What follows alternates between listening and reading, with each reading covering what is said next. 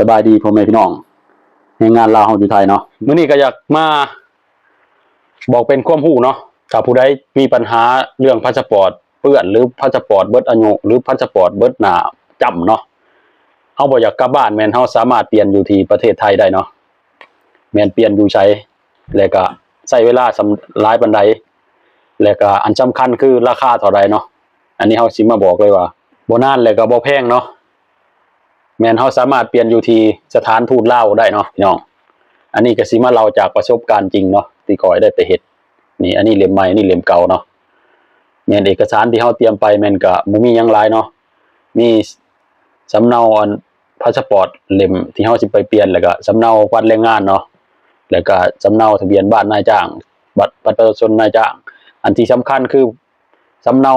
สำมะนูครัวทางบ้านเฮาเนาะแล้วก็สำเนาบัตรประชาชนนำถ้าผู้ใดมีถ้าผู้ใดบ่มีก็บ่เป็นหยังเนาะแม่นอันนี้เฮานำไปยืนอยู่ที่สถานทูตลาวได้เนาะแม่นไปเฮ็ดด้วยตัวเองก็ได้พี่น้องมันสิถูกกว่าเนาะแนะนำให้ว่าไปเฮ็ดด้วยตัวเองเนาะมันสิถูกกว่ามันก็สิมี2ราคาให้เลือกเนาะตั้งแต่คอยไปเฮ็ดน่ะถ้าเอา